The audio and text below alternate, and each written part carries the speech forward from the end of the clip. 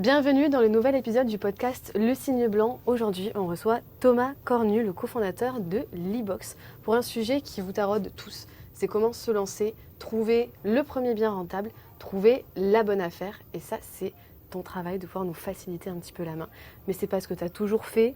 Tu as un parcours qui est très riche. Et justement, tu vas pouvoir nous apprendre comment tu es arrivé à nous faciliter nos recherches et se lancer avec beaucoup plus de facilité et beaucoup plus rapidement. Justement, je te laisse te présenter, nous expliquer qui tu es. Ouais, je m'appelle Thomas, merci pour l'invitation du coup. Écoute, je vais essayer de donner tous mes conseils sur l'immobilier. Aujourd'hui, c'est mon travail à plein temps, immobilier. Comme tu dis, moi, j'ai pas commencé par ça, donc on va pouvoir un peu creuser, je pense, pendant l'épisode mon parcours. Mais alors moi, j'ai une formation plutôt d'ingénieur. Je suis plutôt quelqu'un d'assez matheux de base. J'ai commencé à travailler comme ingénieur. En fait, très vite, j'ai pris un peu le virus de l'immobilier. J'ai commencé à investir beaucoup en parallèle de mon premier travail, jusqu'à ce que en fait, ça devienne vraiment ma passion et que je continue à la fois à investir dans l'immobilier et que je monte aussi une boîte pour les investisseurs immobiliers, pour justement trouver des biens rentables. Donc, c'est des sujets que je connais bien. Ça fait maintenant 7-8 ans que je fais de l'immobilier presque à plein temps. Donc, écoute, au plaisir de donner le maximum de conseils pour aider les jeunes à se lancer dans cette aventure. Tu es au bon endroit et nous aussi. Alors, la première question, c'est quand tu as commencé, je vais te prendre en sortie des études. C'est quoi ton parcours? Comment tu débutes ta vie de jeune actif? Ouais, alors moi du coup je disais profil ingénieur. Moi j'ai toujours été bon en maths mais très mauvais dans le reste. J'ai toujours été un peu le petit matheux mais qui faisait pas grand chose en cours, donc les profs m'aimaient pas trop. Sortie de bac du coup S, je pars en prépa parce que je savais pas trop quoi faire de ma vie à l'époque. Donc je me dis bah écoute, j'ai la possibilité d'aller en prépa donc j'y vais, ça se passe bien. J'intègre une école d'ingé ensuite dans tout le domaine de l'analyse de données et de la finance. Donc moi j'ai un profil aussi un peu financier et j'ai commencé à bosser là-dedans d'ailleurs dans mon premier boulot. Je bossais dans une grande banque où je travaillais justement un petit peu sur les marchés financiers. Ce qui fait que du coup moi l'investissement, je fais beaucoup d'immobilier parce qu'on va y revenir, mais je pense que c'est un des meilleurs investissements quand tu es jeune et quand tu n'as pas de capital, ce qui était mon cas. Moi je viens d'une famille très modeste et du coup j'ai dû vraiment construire de zéro un petit peu tout mon patrimoine. Et du coup, aujourd'hui, je fais de l'IMO, mais je fais aussi de la bourse, je fais aussi de l'investissement dans les startups, etc. Et je pense d'ailleurs que n'importe quel investisseur doit se diversifier. Mais on pourra revenir en fait de pourquoi l'immobilier, pour commencer, c'est très bien. Exactement. Alors, en sachant que pour ton profil à toi, tu es finalement tombé dans tes études et par ton métier dans le milieu de la finance. Ouais. Comment tu l'as connu, comment tu t'es intéressé et comment tu t'es dit, ok, maintenant je veux travailler dans les marchés financiers? Bonne question. Moi, du coup, j'ai fait une école plutôt dans l'analyse de données et la finance, donc forcément, ça collait. Moi, j'aimais bien les maths et pas trop la physique et tout, donc je ne me voyais pas partir dans des études où j'allais construire des ponts, etc., vraiment ingénieur. Et après, je suis parti dans la finance aussi parce que c'était là où ça gagnait le plus. Donc moi, c'était un peu un objectif aussi quand j'étais jeune de gagner pas mal d'argent parce que j'ai eu, je pense, un petit manque, une petite souffrance en étant plus petit d'avoir un peu ce manque d'argent. Et du coup, j'avais un objectif de me dire, bon bah ok, j'ai plus envie que l'argent devienne un problème pour moi et je vais faire en sorte d'en gagner suffisamment pour plus trop me poser la question et puis aussi pour me libérer du temps. Je pense qu'on en parlera après, mais la valeur temps est assez importante pour moi. Et du coup, l'idée, c'était de pouvoir un peu se libérer de tout ça pour pouvoir profiter de sa vie, faire un maximum de choses et entre guillemets, mourir en se disant que tu as fait plein de trucs dans ta vie et que tu n'as pas de regrets. C'est un peu un truc que j'essaye de maximiser moi dans ma vie, ne pas avoir de regrets et faire un maximum de choses. Tu vois. Il y a beaucoup de sujets dans une seule phrase. Ouais, c'est Si je viens c'est sûr. isoler la partie temps, est-ce que tu avais cette clarté sur la vision de la vie que tu voulais mener rien que quand tu es sorti de tes études et que tu as commencé ton premier emploi? Tu t'es dit, ok, ça c'est la première pierre, ou tu t'es juste dit, je sors de mes études, je vais gagner du coup plus d'argent que de la famille d'où je provenais. C'est une revanche sur la vie, etc. Bon là, je viens m'écarter. Mais en tout cas, ta clarté, est-ce que tu l'avais déjà à cet âge-là, déjà à la sortie de tes études? Je ne l'ai pas eu tout de suite. Tu vois, toute la partie temps, je l'ai maturé un peu du coup en grandissant un peu. C'est vrai que moi je pense que comme beaucoup de jeunes actifs, j'ai été assez déçu quand je suis arrivé sur le marché du travail parce que en fait tu fais des études et tout, les études c'est sympa, tu es dans un cadre qui est sympa. Tu arrives en entreprise et là très souvent c'est un peu la désillusion, tu vois. Parce que tu fais des boulots qui sont pas si intéressants que ça. Tu as fait des études, tu crois que tu vas faire des trucs qui vont révolutionner le monde et en fait tu fais un peu des trucs moyen, tu es là dans tes fichiers Excel, dans des PowerPoint et tout, et tu as vraiment l'impression de perdre un peu ton temps à faire ce que tu fais. Moi en plus j'étais dans un grand groupe, donc tu as un sujet de politique, donc dès que tu fais un truc, il faut que ce soit validé par Pierre, Jean-Jacques, etc. Et du coup je me suis vraiment dit, mais en fait je perds mon temps, quoi, je perds mes années.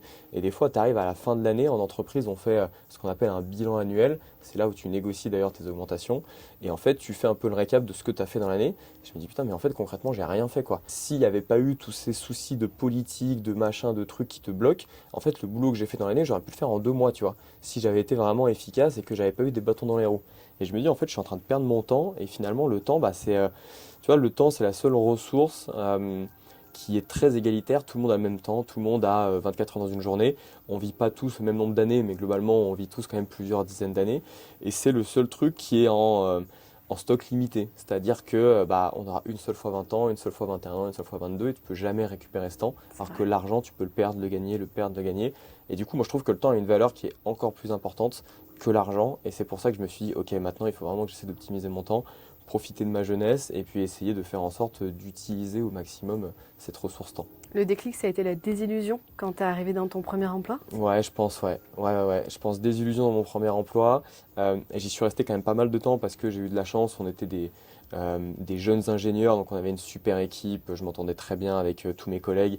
On est parti en week-end super souvent à l'étranger et tout, vraiment méga ambiance. Donc c'est vrai que ça m'a fait rester. Mais je me disais quand même, intellectuellement, c'est quand même pas hyper stimulant. Et puis vraiment, tu fais des trucs. Fouah.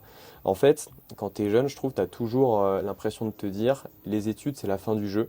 Ça y est, j'ai fait mes études, je trouve mon boulot, le jeu est terminé, et voilà, je vais faire un truc qui me plaît toute ma vie. En fait, c'est que le début, et très souvent, en fait, ton boulot, tu te rends compte que c'est moins difficile que tes études, tu fais des trucs qui stimulent beaucoup moins. Et du coup, je me suis dit non, c'est pas possible. Et en fait, vu que je m'ennuyais un peu au boulot, c'est là où j'ai commencé à m'intéresser à l'immobilier, aussi avec un de mes potes du coup d'école d'ingé, qui lui était à fond dans l'immobilier dès le début. Et au bout d'un moment, je pense après 1 an ou 1 an et demi de CDI, on se voyait un peu à Noël pour que on fasse un petit peu le point sur tout ce qu'on faisait un peu dans nos boulots. Et il me dit, écoute Thomas, ça fait 3-4 ans qu'on parle d'immobilier parce qu'on en parlait déjà en fait quand on était en école. On a toujours un peu aimé ce côté faire du patrimoine et tout. On adorait le Monopoly, enfin tu vois des trucs à la con, mais en fait on aime bien le fait de posséder des biens immobiliers et de les louer. Et il me dit, t'as un super CDI, tu gagnes bien ta vie et ça fait 1 an et demi que t'as rien fait, que t'as rien acheté quoi. Et du coup il m'a mis un énorme coup de pied au cul et je me suis mis dans l'immobilier.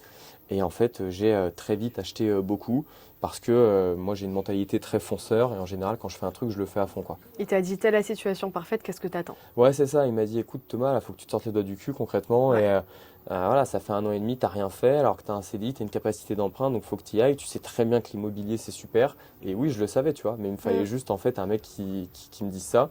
Et lui, il avait investi depuis je sais pas combien de temps. Il n'avait pas du tout attendu. Dès qu'il avait eu son salaire, il avait commencé à investir. Et en fait, il me dit, Thomas, t'es en train de prendre du retard et là tu perds ton temps. Et du coup, moi je dis, ouais, il a raison et perdre mon temps, c'est pas ce que j'aime. T'es passé uniquement à l'action parce qu'il t'a poussé et il a touché à ta valeur temps? Ou est-ce que déjà il y avait une graine qui était plantée au départ et c'est simplement qui t'a aidé à la faire pousser plus rapidement? Ouais, je pense qu'il y avait un petit peu une petite graine qui était plantée. Parce que comme je te disais, c'est toujours un truc Ouais, qui m'a tenté. Alors c'est ok. dur à dire pourquoi, tu vois. Mais l'immobilier, ça m'a toujours attiré. Le côté très concret, le côté bâtiment, le côté, comme je dis, moi j'adorais le Monopoly quand j'étais petit, tu vois, c'est con, mais en vrai, quand tu regardes plein On y a d'investisseurs tous immobiliers, joué. ils aiment tous le Monopoly, tu vois. Ouais. Et après, d'un point de vue, on va dire, financier, l'investissement immobilier, c'est le meilleur investissement que tu puisses faire quand tu n'as pas d'argent, parce que tu peux emprunter. Et du coup, en fait, même si tu as quelques milliers d'euros, tu peux aller en emprunter plusieurs dizaines de milliers. Et du coup, en fait, ça fait beaucoup plus d'argent parce que même si tu fais un rendement de 10%, alors après on pourra revenir un petit peu dans les calculs, Exactement. mais tu fais un rendement de 10% sur un truc qui est beaucoup plus gros et c'est pas juste les quelques euros que toi tu as mis en bourse. On l'entend beaucoup. Est-ce que tout le monde le comprend? Je sais pas. Parce que justement, tu te dis, ouais, l'immobilier, c'est super pour débuter. C'est une classe d'actifs que les Français adorent. Empiriquement, c'est celle qui est la plus détenue en France. Mais par contre, quand on est jeune, qu'on commence à se lancer dans la vie, comme tu dis, c'est un peu, ah, je finis le game, c'est bon, je me pose, et puis on Exactement. verra après. Et le temps passe, et le temps passe, et le temps passe. Et tu te réveilles beaucoup trop tard. Alors que quand tu es jeune, c'est exactement là où tu peux te lancer, faire une erreur qui ne va pas te mettre dans l'embarras, qui va te permettre de faire de l'expérience, de capitaliser et ensuite de repartir. Alors ça c'est une classe d'actifs, je sais que tu en as d'autres, tu as un parcours qui est investisseur, entrepreneur. La question c'est, tu as commencé avec un premier bien, Ouais. d'accord, c'était quoi? C'était un petit immeuble de rapport. Alors ça fait tout de suite peur quand je parle Ouais, d'immeuble de immeuble de rapport. rapport, moi j'avais un tout Ouais. petit appart quand j'ai commencé Eh et je l'ai acheté ben, pas cher. eh ben écoute, si ça se trouve, j'ai acheté mon immeuble à peu près le même prix que toi parce Ah que ouais? moi, mon immeuble, alors on s'imagine toujours qu'on achète des gratte-ciel à 20, Ouais, oui, 25, 50 appartements. immeuble de Alors qu'en rapport. réalité, il y a des immeubles qui commencent à 2 appartements, ça existe. Mm. Et moi, pour le coup, celui que j'ai acheté, il a 3 appartements, donc pas beaucoup plus, tu vois. Ok. Et c'est un immeuble que j'ai acheté à 80 000 euros. Donc c'est quand même un tout petit budget.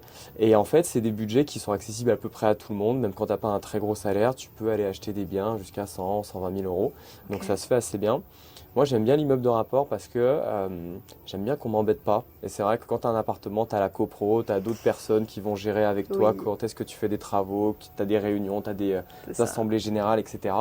Et l'immeuble, tu es tout seul. Donc tu fais ce que tu veux à l'intérieur. Et moi, ce côté-là, j'aimais bien, tu vois. T'as plus de risques aussi. Tu as plus de risques aussi, ça c'est vrai. T'as un Donc problème, du c'est coup, toi qui payes. c'est un investissement qui est plus risqué mais qui est plus rentable. Comme la Mm. plupart des investissements d'ailleurs en général, plus c'est rentable et plus c'est risqué. Donc il faut bien l'avoir en tête. Ça dépend de ton aversion au risque. Ouais, c'est ça. Donc il faut que Mm. chacun choisisse un petit peu ce qui lui convient. Toi, tu as commencé par un appartement, c'est peut-être la très bonne solution pour commencer à te mettre un pied dans l'immobilier. Puis C'était mon après, tu profil. verras voilà, Ouais. si tu as envie de faire autre chose. C'est ça. Moi, je sais que ça me faisait pas peur de partir sur un immeuble. Je me suis formé, j'ai fait ce qu'il fallait pour avoir les infos. Et puis, les immeubles, en fait, tu as quand même 2-3 points clés qu'il faut regarder. Mais une fois que ces points clés sont regardés, bah, tu n'as pas trop de problèmes. Tu vois, tu regardes si la toiture est bonne, tu regardes si la façade Oui. est bonne, tu regardes les fondations, vraiment le bâtiment. Et Ouais. puis après, le reste, bah, c'est l'appartement en question. Donc, c'est comme quand tu achètes un appartement dans une copro. En fait, on a deux parcours différents, mais au début, j'avais le même point de départ. C'est-à-dire que je voulais un immeuble aussi de rapport Ouais. parce que j'ai commencé à m'intéresser à l'investissement immobilier et puis on voyait énormément ça, l'investissement, immeuble de rapport, etc. Et en fait, en me bougeant et en allant visiter, je me suis rendu compte que ça me faisait peur. Et je me suis dit, tu sais quoi, au lieu de rester inactive, juste continue à visiter, plus petit, sur des projets qui te font moins peur. Ça m'a pris du temps à le comprendre, mais en fait, j'avais une aversion au risque qui, dans ma tête, était élevée, alors qu'en réalité, j'ai vite compris que c'était beaucoup plus petit. Ouais. J'ai commencé par un premier avec peu de travaux, mon deuxième, il a un petit peu plus de travaux, et là, je me sens prête pour un immeuble de rapport. Donc, je pense que ça dépend vraiment de son profil. Je pense que toi, tu as été aussi poussée, tu avais peut-être cette aversion au risque qui, finalement, était beaucoup plus OK. Tu as commencé par ça. Est-ce que c'est quelque chose que tu conseilles pour quelqu'un qui se dit « Allez, moi j'ai envie d'y aller et quand je visite, j'ai pas peur d'un immeuble et je me lance quoi ?» Pas forcément. Moi, tu vois, je reçois des gens un petit peu que je coach de temps en temps. Ok. Si je vois que c'est quelqu'un qui me ressemble un petit peu, qui n'a pas forcément peur et qui est conscient des risques, je vais dire va sur l'immeuble de rapport. C'est le plus rapide, c'est le plus rentable, mais effectivement, c'est plus risqué. Donc il ne faut pas que ça te dégoûte en fait. Le premier investissement, il faut toujours se dire, moi, mon premier investissement est moins bien que mon deuxième, et mon deuxième est moins bien que mon troisième, etc. etc. tu vois. Ouais. Donc en fait, il ne faut jamais se dire, le premier, ce sera la perle rare, tu vois. Le premier, ce sera toujours le moins bon normalement. Et c'est normal, tu vois. Tu fais le premier en ayant 0 expérience. Quand tu fais le deuxième, tu en as un peu plus. Quand tu fais le troisième, tu en as un peu plus, etc. Donc le premier, le but, c'est qu'il te fasse monter la première marche de l'escalier. Ça n'a pas besoin d'être le meilleur, ça n'a pas besoin d'être le plus gros. Il faut que ça te mette en confiance pour ensuite faire mieux, puis ensuite faire mieux, tu vois. Alors le Graal de la bonne affaire, en vrai, c'est quoi quand tu débutes? Alors, ça va dépendre parce que c'est toujours pareil. Moi, je dis, en immobilier, tu peux acheter plein d'actifs différents, donc plein de biens différents. Tu peux acheter dans plein de villes différentes et tu peux l'exploiter de plein de façons différentes. Donc, exploiter, tu peux faire de la location nue, de la location meublée, de la location Airbnb. Il n'y a pas de bonne ou de mauvaise solution, tu vois. Ça dépend vachement de toi, ça dépend de ton aversion au risque, ça dépend du temps que tu as envie de mettre dedans aussi. Tu vois, tu as des mecs, c'est des bourrins. Ils vont faire, moi je l'ai fait un peu, tu vois, tous les samedis, partir à 6h du matin pour faire 2 heures de route, visiter 5 immeubles et revenir à 22h le soir. C'est très bien. Tu as des mecs qui vont faire des travaux, tu en as qui vont faire de la location courte durée. En fait, c'est bien, mais il faut avoir du temps et il faut que ce soit ton objectif. Si tu as toujours plusieurs catégories dans l'immobilier, en fait, faut jamais oublier que l'immobilier c'est un moyen et c'est pas une fin en soi, tu vois. On ne fait pas de l'immobilier pour faire de l'immobilier. L'immobilier, ça peut aider à construire un patrimoine que tu vas peut-être léguer à tes enfants. Ça peut aider à construire une retraite. C'est plutôt une bonne idée parce qu'aujourd'hui, les retraites, c'est quand même pas hyper fiable. Ça peut aider à faire du revenu complémentaire tout de suite. Ça peut aider à quitter son boulot. Et en fonction de ces objectifs, en fait, tu vas pas faire les mêmes types d'achats, tu vois. Et c'est toujours ça qu'il faut se poser en premier. Moi, je dis toujours aux personnes qui viennent me voir en me disant « Thomas, comment est-ce que j'investis? Qu'est-ce que je cherche? C'est quoi la bonne affaire ?» Je leur dis qu'est-ce que tu veux en fait? Pourquoi tu fais de l'immobilier? Qu'est-ce qui t'a poussé à faire ça? Et si le mec il me dit moi en fait j'ai envie de quitter mon boulot, bah là, on va aller sur des stratégies agressives parce qu'il faut que ça génère du cash tout de suite. Si c'est une personne qui me dit, bah moi j'ai 2 enfants et puis je veux leur laisser un petit peu d'immobilier quand je serai à la retraite ou quand je partirai, bah on va aller sur des trucs un peu plus soft, un peu plus patrimonial. Et donc ça dépend vraiment de ta stratégie. Alors je reviens, je fais une parenthèse sur la stratégie du cash rapide. Ouais. Donc souvent on entend cash flow, cash flow, cash flow, cash Ouais. flow. Est-ce qu'aujourd'hui tu trouves encore des biens avec cash flow? Est-ce que c'est une stratégie qui est encore viable ou tu te situes toi par rapport à ça? Ouais, ça existe toujours, hein. Ça existe toujours. C'est de plus en plus compliqué parce que les taux sont plus élevés. Alors après, moi, je suis pas un fan de cash flow parce qu'en fait, je trouve qu'il y a beaucoup de gens qui ont été biberonnés au cash flow. C'est ça. Alors que, en fait, le cash flow, c'est quelque chose qui te dit est-ce que ta trésorerie est positive ou négative. Est-ce que tu retires de l'argent C'est ça. finalement de ton bien? C'est une création de revenus complémentaires grâce à ton investissement. Ouais, même si je nuancerais ça parce Oui. qu'en fait, euh, tu dis est-ce que tu retirerais de l'argent? En réalité, tu peux avoir un bien qui est en cash flow négatif, mais qui te fait quand même gagner de l'argent. Donc tu vois, c'est ça un peu la subtilité. C'est pas parce que tu es en cash flow positif que tu as un bon investissement. Tu peux très bien faire un investissement qui est nul, mais qui est en cash flow positif. Exemple, tu achètes un bien cash, donc tu n'as pas de mensualité de crédit, donc ton cash flow est très élevé, mais c'est un bien qui n'est pas rentable. Tu vois, concrètement, peut-être que c'est un truc qui perd de la valeur, peut-être que c'est un truc qui est dégueulasse, et le jour de la revente, tu vas le revendre moins cher, tu vois. Et tu peux très bien avoir des biens Donc il perd de la valeur par rapport à la revente, c'est ce que tu m'as par dit. rapport à ton prix d'achat, tu vas le Ouais. revendre moins cher que tu l'as acheté. Ok. Et tu peux très bien avoir des biens cash flow négatifs, mais qui en fait sont des pépites, parce que tu as acheté un truc, par exemple, hyper décoté en plein centre de Paris. Tu as cash flow négatif, mais tu as une plus-value latente de plusieurs centaines de milliers d'euros, tu vois. Et tu as fait un crédit sur 25 ans, et voilà, et machin, donc du coup, tu as des grosses mensualités, mais tu es en cash flow négatif. Donc, le cash flow, c'est un indicateur qui te donne la trésorerie de ton investissement. Ce n'est pas un indicateur qui te donne la performance. Ce n'est pas un indicateur qui te dit est-ce que l'investissement est performant ou non. Ça, c'est le rendement qui va te le faire. Ok. Et le rendement, locatif. est-ce que tu peux m'expliquer ce que c'est le rendement? Ouais, le rendement, en fait, c'est toujours combien ça te rapporte par rapport à combien ça t'a coûté, grosso modo. Tu prends pour une action, bah, tu as le rendement d'un dividende. Donc, par exemple, ton action, elle verse un dividende de 5 euros sur une action qui t'a coûté 100, tu as un rendement de 5%. Ok. Pour l'immobilier, on parle de rendement locatif parce qu'on fait de la location. C'est ça. Donc, c'est combien te rapporte ton bien tous les ans, c'est toujours à l'année, donc le loyer x 12, divisé par combien ça t'a coûté. Et en général, là-dedans, on met le prix d'achat, les travaux, les frais de notaire. Si on voulait être vraiment précis, on mettrait aussi les frais bancaires, etc. Mais Tous les globalement, frais. on met achat, travaux, notaire, ça te fait ton rendement locatif. Ok. Par exemple, si là, je dois reprendre tout de zéro, je recommence. Et je me dis, allez, je veux trouver la pépite et tout, je me lance, je fais un beau truc. Je regarde plus le rendement alors? Toujours, toujours Ouais. le rendement, ouais. En fait, le cash flow, c'est très important de le regarder parce qu'il ne faut pas que tu te mettes en risque, tu vois. C'est-à-dire que là, je te dis, à faire un cash flow négatif, c'est pas grave, mais si tu fais un investissement qui te fait moins 300 euros de cash flow et que tu n'as pas les moyens de les payer, bah, tu vas pas pouvoir le faire. On est bien d'accord, tu vois. Ouais. Donc en fait, le cash flow, le but, c'est de pouvoir le payer, ok, mais c'est pas forcément l'objectif principal. Donc l'idée, c'est toujours de faire le plus de rendement possible.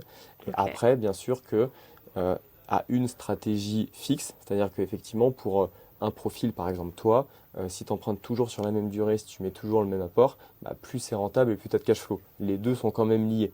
Il faut faire attention. Moi, je vois des gens, mais ils ne s'en rendent pas compte, hein. Ils ont des biens qui ne sont pas rentables. Ils disent ah bah je vais mettre plus d'apport, donc j'aurai plus de cash flow.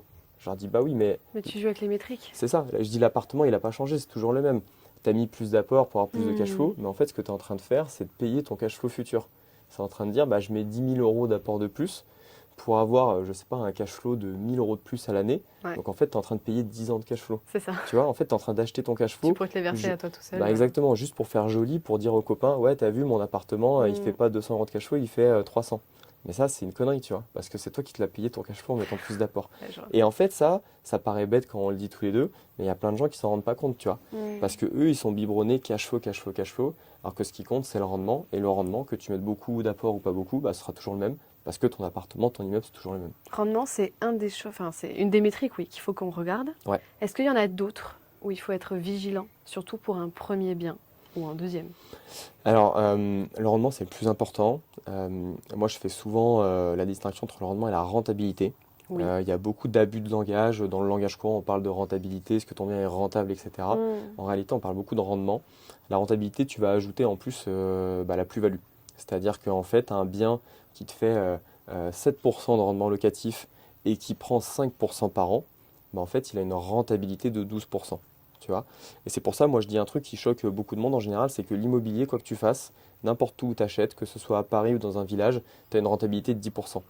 Et moi, quand je dis ça, les gens me disent, non, mais 10% à Paris, t'es complètement fou. Mais Oui. je dis oui, parce que toi, tu parles en rendement, tu parles pas en rentabilité. Ok. Et en fait, à Paris, tu as un rendement à 2%, mais Paris, ça prend 8% par an. Alors bien sûr, ça dépend des années, en ce moment, c'est un peu plat, Hmm. etc. Mais grosso modo, c'est ça l'idée. Tu achètes dans un petit village, bah, tu auras 10% de rendement locatif, zéro de plus-value. Et du coup, tu arrives quand même à une renta de 10 plus 0, 10. Tu vois? Donc en fait, tu peux aller dans des villes qui sont très rendement, tu auras presque 10% de rendement, voire plus.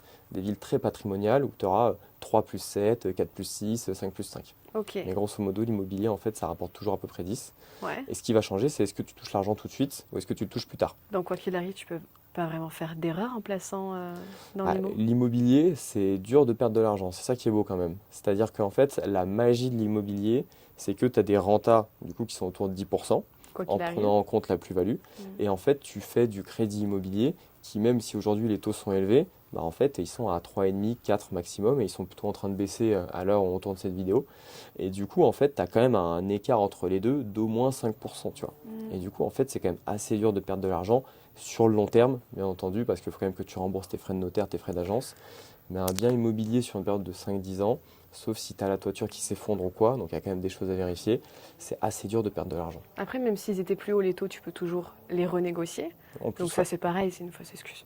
aussi, ça se renégocie, C'est une ça se vraie fausse excuse. défiscalise, Oui, tous oui. les intérêts que tu payes bah, sont défiscalisables sur tes revenus locatifs. Hmm.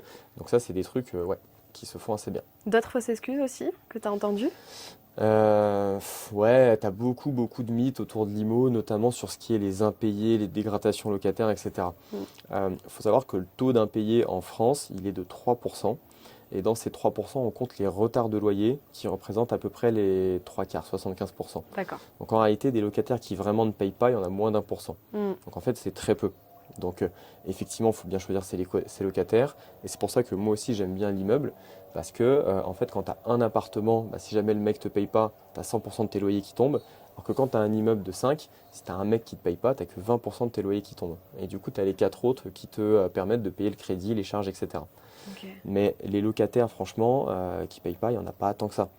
Des locataires qui foutent le bazar, il y en a, mais il n'y en a pas tant que ça non plus. Et puis en réalité, quand on dit foutre le bazar, tu mets des fois un petit coup de peinture, tu refais une façade de cuisine, un truc comme ça, c'est pas non plus des montants sensationnels par rapport à tout ce que ça t'a fait gagner avant, tu vois. Et il faut anticiper aussi, quand tu fais ton travail de recherche, de te dire, ok, je me mets de côté des imprévus, parce que ça peut arriver, même quelqu'un qui met pas le bazar, il y a Ouais, une erreur, il y a un problème dans il faut l'appartement, provisionner, ouais. Il tu es faut obligé provisionner, ouais. d'anticiper, C'est d'avoir sûr. une première vue. Ouais. Et il y Donc a un voilà. truc aussi, une autre fausse croyance, c'est la peur de ne pas louer, tu vois. Et alors ça, C'est vrai. il y a plein de gens qui disent, attends, mais est-ce que ça a se louer? Est-ce qu'il y a un machin? Surtout quand tu investis dans des villes que tu connais pas. Ouais. Alors moi, il faut savoir que j'ai investi que dans des villes que je connaissais pas parce que je suis à Paris et du coup, bah, Paris c'est trop cher. Donc en tout cas, c'est une stratégie moi qui me convient pas parce que Ok. moi j'ai envie d'avoir du rendement locatif et d'avoir du cash qui sort. Et donc je suis allé investir en dehors de Paris dans des villes que je connaissais pas forcément. Et tu D'accord. te dis toujours, attends, moi je suis à Paris, là c'est un village de 3500 habitants, est-ce qu'il y a vraiment des gens qui vont me louer le truc? Mm. Et en fait, moi, plus j'avance là-dessus, plus je me dis que la tension locative, en fait, c'est un non-sujet. Et là où je m'en suis vraiment rendu compte, c'est, moi, j'ai grandi dans un village de 250 habitants, Ah oui, en plus. dans la Loire, donc Ok. vraiment minuscule, hein, vraiment Ouais. 250, pas 1250, 250 habitants. Et ma mère, en fait, du coup, a une maison avec un petit studio qui est collé à la maison. Quand elle a acheté, c'était comme ça. Et ce petit studio est en locatif, tu vois. Et c'est tout ce qu'on ne recommande pas de faire dans une petite ville de campagne. Donc c'est un studio, tu vois, donc petite surface en campagne, on dit bah non, c'est pas dingue quand même, les locataires en campagne, ils aiment avoir de la place. Et elle fait de la location meublée. Et on dit bah non, en campagne, en général, les gens, ils aiment bien avoir, ils ont leurs meubles et tout, donc le meublé, ça marche pas. Et pourtant, j'ai fait un calcul avec elle, sur 8 ans de location, elle a un taux de remplissage de 97%. Je sais pas si tu te rends compte. Donc en fait, sur 8 ans, elle a eu, je crois, un mois et demi de non-location dans un village de 250 habitants, en faisant du meublé et sur un studio, tu vois. Mm. Et du coup, en fait, moi je dis toujours, le problème de la tension locative, donc le fait qu'il y ait des locataires qui demandent, c'est pas un vrai problème. Tu as toujours soit un problème de qualité, soit un problème de prix. Si tu prends un logement qui est rénové, qui est propre, en plus là on fait pas du luxe, hein. Franchement, ma mère elle a meublé avec les meubles qu'elle avait à la maison, tu vois, donc Ok. c'est pas non plus du luxe Instagram, hein. Mais tant que c'est un truc qui est propre, qui est habitable et qui est quand même suffisamment quali, et tant que le prix est correct, il y a des locataires en face. D'accord. Alors, toujours anticiper finalement à qui tu vas louer quand même pour faire un truc qui correspond. Mhm. Mais aujourd'hui, un moyen tout simple de venir vérifier est-ce que tu as une tension locative, si ça rassure, c'est de faire finalement une fausse annonce. Exactement, ouais. Voilà. Et ça, moi, je l'ai fait. Tu fais une fausse annonce et tu vois ce que ça donne. Hmm. Et très souvent, là, pareil, les gens attendent beaucoup trop de résultats. Je sais pas, toi, par exemple, si je te pose la question, tu fais une fausse annonce, à Ouais. partir de combien de demandes, en combien de temps, tu te dis, OK, c'est bon. En fait, généralement, moi, je laisse 3-4 jours. OK. Et après, bah, je cherche un locataire. Donc, j'en cherche pas 10 000. Donc, dès que j'ai des bons profils, pour moi, c'est déjà suffisant. Après, ça dépend. J'ai eu des villes où il y a une énorme tension locative. Tu vas recevoir 20 messages. D'autres où je vais en recevoir peut-être 10. Mais en fait, dans tous les cas, j'ai eu aucun problème pour louer, que ce C'est soit ça, ouais. celui avec 20, celui avec 10. Par contre, quand tu as 20 demandes, bah, tu augmentes un petit peu le loyer parce que tu sais très bien que bah, tu vas trouver des bons profils qui vont pouvoir louer à ce prix-là. Ou alors, tu restes comme ça et tu te dis, je veux aller vite, trouver quelqu'un et hop, c'est parti. Ouais, c'est ça. Et moi, je me dis toujours, bah, je fais comme toi, je le laisse pendant une semaine. Et Ouais. je me dis, si pendant une semaine, j'ai 5 demandes sérieuses. Oui, Tu vois, je filtre un peu parce que des fois, tu as des mecs, tu ils as te 20 demandent, voilà. demandes, mais c'est à côté de la Si plaque, j'ai ouais. 5 demandes sérieuses en une semaine, je me dis, bah en fait, même si je fais du meublé, j'ai un préavis de 1 mois, donc j'aurai 4 semaines, donc j'aurai 20 demandes. Mm. 20 demandes, je devrais pouvoir trouver un locataire qui va me prendre le bien. D'accord. Et ça, en fait, c'est important parce que, comme tu dis, en fait, quand on fait de l'appartement, quand on fait de l'immobilier, on a un seul truc à vendre. On a un Mm. seul appartement. On n'est pas en train de vendre des t-shirts. Donc, même si on a 100 clients, on va faire qu'une vente à la fin. C'est ça. Donc, en fait, ça sert à rien d'avoir 200 demandes, tu vois. Mm. Tu peux te dire, oui, je le louerai tout de suite. Oui, mais alors que tu le loues tout de suite ou en 2 jours ou en 3 jours, vaut mieux payer le bien 2 fois moins cher et mettre une semaine à louer quelque chose. C'est ça. Et encore une semaine, c'est beaucoup, plutôt que le payer à un prix exorbitant et que tu retrouves tout de suite quelqu'un. Tu vois, finalement, tu gagneras plus d'argent dans le premier cas. Ok. Alors, si je reviens sur ton expérience à toi, tu as commencé avec un immeuble, Ouais. direct. Tu avais combien d'appartements? 3 dans celui-là. Ok. Tu les as loués en combien de temps? Une fois que les travaux ont été faits, ouais, c'était l'histoire de 1 à 2 semaines. À peine, ouais. tu vois. Ah, c'est super rapide. Ouais, ça se fait très très vite, franchement. Ouais. Et après, qu'est-ce qui s'est passé? Tu as continué en IMO? Est-ce que tu as ouvert tes investissements à d'autres classes d'actifs, puisqu'on parle de la finance de manière Ouais. générale? Comment ça s'est passé la suite, une fois que tu t'es dit, ok, c'est bon, je l'ai fait? Ouais, et ben en fait, il s'est passé beaucoup de choses après ce premier achat. Ouais. Du coup, j'ai continué d'en acheter. Donc, moi, je fais que de l'immeuble. Donc, du coup, après, j'ai acheté d'autres immeubles, des plus gros, plutôt autour de 7 lots à chaque fois. Donc, un peu plus sympa comme projet. Tout l'excédent de cash flow que je fais, moi, je le place en bourse. Je fais aussi du placement dans les startups, en private equity. Ok, très Ouais. bien. Donc ça, c'est encore un sujet. Ouais, c'est encore un sujet assez vaste pour Ouais. le coup. Et après, bah, moi, en fait, j'ai monté ma boîte en parallèle aussi. Parce que, en fait, sur mon premier investissement, moi, je suis un peu bourrin quand même dans ce que je fais et je fais les choses assez à fond. Et du coup, j'ai passé des heures et des heures et des heures à éplucher toutes les annonces sur Le Bon Coin, sur Se Loger, sur l'immobilier notaire, etc. On a tous fait.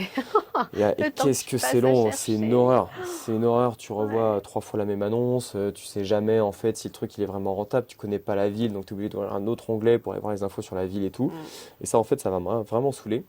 Et ce qui se passe c'est que mon frère aussi s'est lancé dans l'immobilier. Alors ça c'est une histoire marrante aussi parce que il y a un Noël où on se revoit, donc mon frère lui est à Lyon, moi je suis originaire de Lyon à la base et puis je suis monté à Paris pour le travail. Ok. Et du coup on se voit pas forcément très souvent dans l'année. Et bah forcément à Noël, repas de famille, etc. Donc on se retrouve et Mathieu, du coup mon frère, dit bon bah écoutez, je pense que vous en foutez, mais je me suis lancé dans l'immobilier et je viens d'acheter un immeuble. Et je le regarde, je fais putain, c'est dingue, moi aussi je viens d'acheter un immeuble. Donc on s'était tous les deux lancés à peu près en même temps et en plus sur le même type de bien, tu vois. Ouais. Donc ça c'était le premier. Improbable. Et du coup, bah, trop cool, l'année passe et puis du coup on peut échanger tous les deux un peu sur nos achats, sur nos recherches et tout. Et c'est le Noël suivant, 2019. Où là, je lui dis, putain Mathieu, franchement, moi j'en peux plus de passer des heures sur Le Bon Coin et tout. Et en fait, lui, il est développeur de métier. Je lui dis, est-ce que tu pourrais pas me créer un petit plugin qui se met directement sur les annonces Le Bon Coin et Se Loger et Ok. qui fait directement des calculs de rendement, qui met un peu la population de la ville, le taux d'étudiants et tout. Moi, je sais où sont les données, j'ai les calculs et tout. Je te fais tout ça propre et toi, tu fais le truc en ligne, tu vois. Et du coup, on se retrouve un 25 décembre en train de coder ça en vitesse une après-midi. Donc notre mère était ravie parce que Ah bah, oui, du le coup, elle Noël, t'as disait, envie d'être tranquille, en bah, c'est famille, ça, elle disait manger la putain, sortez votre dinde. tête des ordis, là, Ah on est en putain, les famille, enfants, arrêtez de bosser quoi. atroce. Je te jure, elle nous en veut encore, mais bon, là, du coup, la Ah boîte. bon, elle t'en veut encore? Ouais, elle nous fait la petite blague de temps en temps. Je pense pas qu'elle nous en veut, ouais, mais je elle pense nous que fait la là, petite vu, remarque. Quoi. Et du coup, en fait, on a commencé comme ça. Et du Ok. coup, le plugin, bah, tu es obligé de le mettre dans le store, tu vois, sur Chrome ou sur Firefox pour pouvoir t'en servir. Ah ouais. Du coup, forcément, et en fait, on a eu plein de téléchargements naturels et on s'est rendu compte qu'il y a plein d'investisseurs qui avaient le même problème que nous Mais et qui, oui, du coup, ont téléchargé ça. Et en fait, ça a grossi de fil en aiguille. Et ce qui était à la base un petit outil pour nos investissements perso a grossi et on en a fait une boîte. mmh, Maintenant, c'est un vrai logiciel complet qui aide les investisseurs à trouver des biens, qui récupère les annonces de tous les sites immobiliers, qui rajoute toutes les données, qui fait la fiscalité, qui fait vraiment tout pour aider les gens, en fait, toujours pareil, la valeur temps à passer le moins de temps possible sur la bah recherche, parce oui, qu'en plus c'est pas le plus sympa. En général, on aime bien faire de la visite, faire du terrain, et passer des heures sur le bon coin sur ce loger, enfin ça va, tu vois. On a autre chose à faire. c'est ce Et que je du faisais. coup, voilà, nous on a fait ça, Ouais. et maintenant c'est devenu mon activité principale, parce que j'ai pu quitter mon boulot pour me lancer à fond là-dedans, et continuer l'investissement immobilier en parallèle. Quand j'étais fonctionnaire, Mhm. je passais 1 heure à 2 heures par jour sur le C'est Bon Coin. énorme, c'est En énorme. plus, c'était ma pause de midi, en plus du soir, Ouais, imagine le temps que je passais. ah, mais c'était pareil. Je mettais tout en favori, après je prenais mon petit Excel avec Exactement mes pareil, calculs et je mettais tout. exactement Et je pareil. passais des heures, mais des heures et des heures. Et le Ouais. premier, il y a énormément de charges émotionnelles parce que tu te dis est-ce que je vais y arriver, est-ce que j'ai trouvé la bonne affaire, est-ce que j'ai pas merdé, j'ai peur de faire une erreur coûteuse.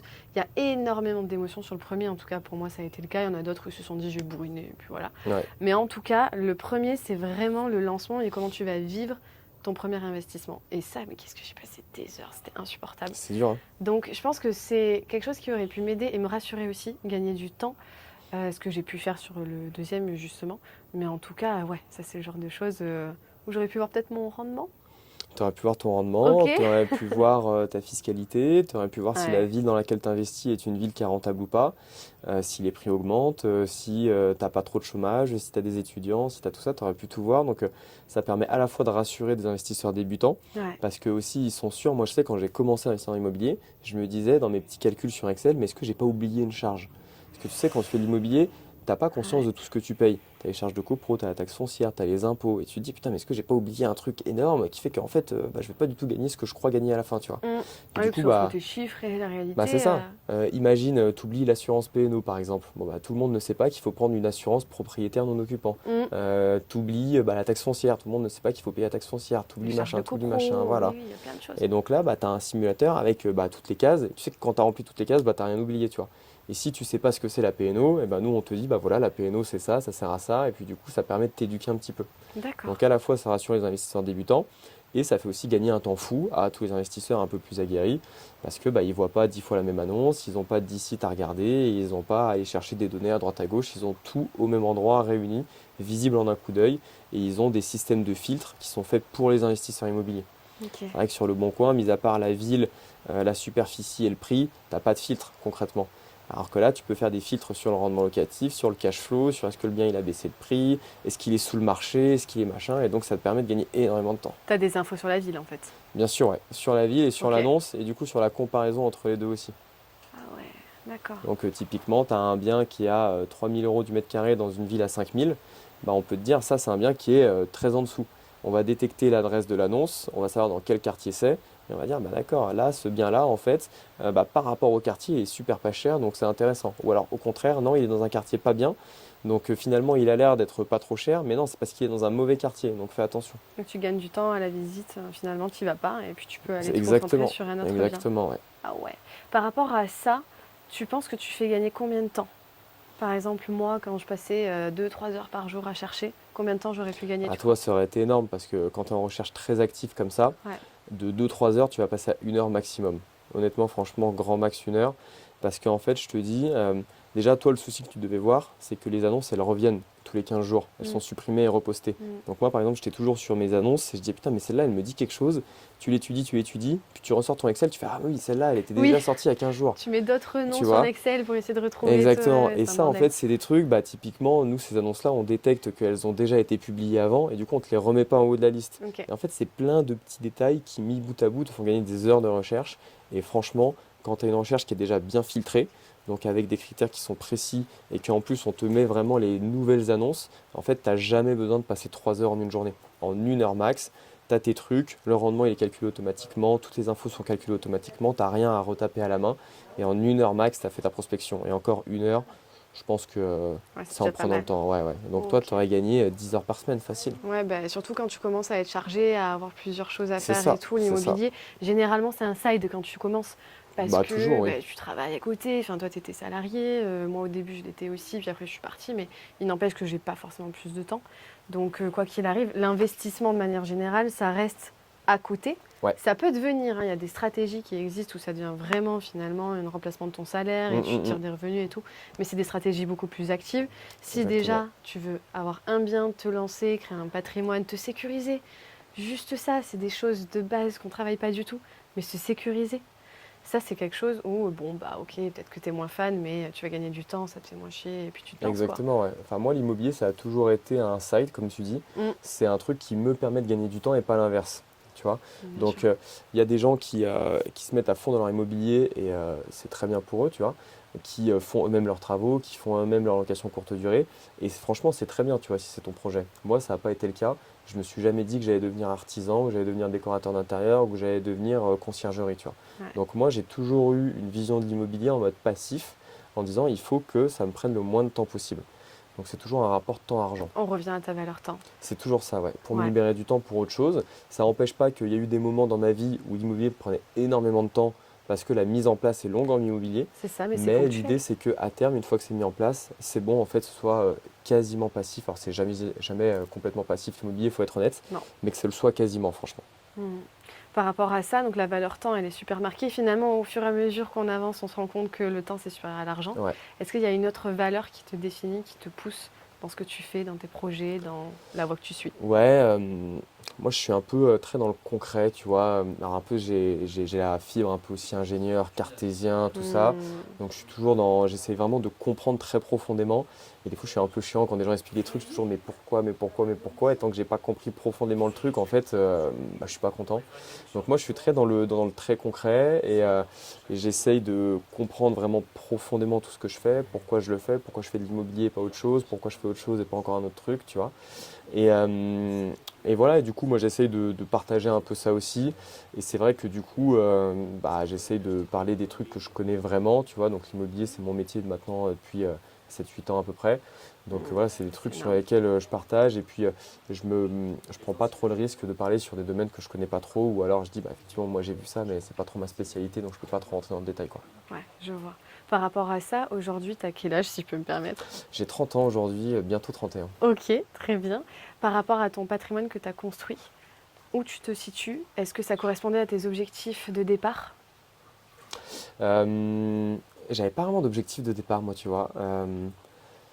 J'étais plus en mode je construis le maximum et puis je verrai où est-ce que ça me mène, tu vois. Donc pas vraiment d'objectif de départ, j'ai dit je fais le plus d'immobilier possible, tout l'argent que j'ai en plus je le place le plus possible. Là ma boîte, bah, je la fais monter le plus gros possible. Et puis c'est plutôt là maintenant, donc ça fait quelques années que je suis là-dedans, je commence à être moins jeune on va dire. Donc je commence à Wow. prendre un peu du recul et à me dire ok bah tout ce que j'ai fait, voilà ce que ça donne. Et le but c'est pour le moment de faire grossir un peu le max et je me suis pas vraiment fixé d'objectif. Je dis pas que c'est la bonne solution parce que du coup t'as pas vraiment de cible et Tu le moment où mesures tu pas t'arrêtes. vraiment, ouais. Et moi, je dis, bah voilà, tant que ça continue de marcher, bah, je continue. Tant que ça me fait kiffer, je continue aussi. Et un jour, je me dirai, bah ok, c'est bon, maintenant je pense que j'ai assez et puis j'arrête. Si tu dois recommencer à zéro, tu fais pareil? Ouais, je pense, ouais. Très franchement, ça fait presque prétentieux parce qu'en réalité, on n'est jamais sûr quand on commence que c'est la bonne solution. Alors, je fais pareil, pas exactement, parce que sur mon premier investissement, j'ai fait plein d'erreurs. Ouais. Et c'est pas ça qui te bloque pour la suite, tu vois. Donc, Non, mon premier investissement, je l'achèterai pas pareil, mon deuxième non plus, mon troisième non plus. parce que Mais tu je as le retour commencerai par d'expérience. l'immobilier, voilà, exactement. Je commencerai par l'immobilier. Moi, je suis très content d'avoir fait les études que j'ai fait aussi. Souvent, moi, je trouve qu'on conseille de plus en plus aux jeunes de ne pas faire des études parce qu'on dit que ça sert à rien. Je suis pas entièrement d'accord avec ça. Moi, franchement, les études, ça m'a appris plein de trucs, non seulement d'un point de vue compétence, mais aussi d'un point de vue social, tu vois. J'ai rencontré des super potes en école, ça reste des très bons potes aujourd'hui. Ça t'apprend plein de choses, je trouve, de faire des études. Donc, je suis assez mitigé sur le discours l'école, ça sert à rien, lancez-vous, soyez tous entrepreneurs à 18 ans. Il y a des gens à qui ça convient très bien et franchement, c'est bien. Mais en fait, il faut toujours faire attention que le conseil qu'on te donne soit adapté à ta propre C'est ça. situation. Moi, je dis toujours, il n'y a jamais de bonne et de mauvaise solution. Il y a des solutions qui sont adaptées, d'autres qui ne le sont pas en fonction de toi. Il C'est faut un peu apprendre ça à ma se façon de connaître réfléchir. soi Ouais, avant de faire quoi que ce soit. exactement, ouais. Si justement, là je vais venir ouvrir à vous qui nous écoutez, tu dois leur donner un conseil pour trouver la bonne affaire, se lancer en étant finalement rassuré, qu'est-ce que tu leur dirais et finalement qu'est-ce que tu dirais aussi à toi qui a commencé? Un peu ce même conseil que tu pourrais leur donner. Ouais, c'est dur de donner un conseil. Oh, tu peux en donner plusieurs, hein, moi, il n'y a Ouais, pas de souci. sans faire une liste à rallonge, je pense déjà le premier conseil, c'est d'être très clair Mm. sur le pourquoi tu fais de l'immobilier. Ouais. Parce que du coup, bah, ça va décider de est-ce que tu fais de l'immeuble, est-ce que tu fais de l'appartement, est-ce que tu fais de la grande ville, est-ce que tu fais autre chose. Et je pense qu'il faut quand même se dire que euh, il faut ne pas être trop ambitieux sur l'immobilier. C'est-à-dire qu'en fait, il y a beaucoup d'investisseurs qui sont bloqués à chercher la perle rare parce que tu as un côté social de dire, en fait, ton premier investissement immobilier, tu sais que tu vas en parler à tout le monde. Parce que c'est le premier, et voilà. Et du coup, tout le monde va te demander plein de choses et tu as envie que ce soit le plus beau, le plus fort, le plus machin. Et en réalité, en fait, tu en as plein qui passent leur vie à chercher la perle rare et qui font jamais rien. Ouais. Et il vaut mieux, pendant qu'un mec passera 10 ans à chercher la pépite, bah, il vaut mieux que toi t'en fasses un par an pendant 10 ans qui sont moyen plus. Tu seras beaucoup plus avancé que lui, parce qu'en plus le premier sera moyen, le deuxième il sera moyen plus, le troisième il sera bien, le quatrième il sera très bien, et le cinquième ce sera une pépite, parce que tu auras acquis cette expérience.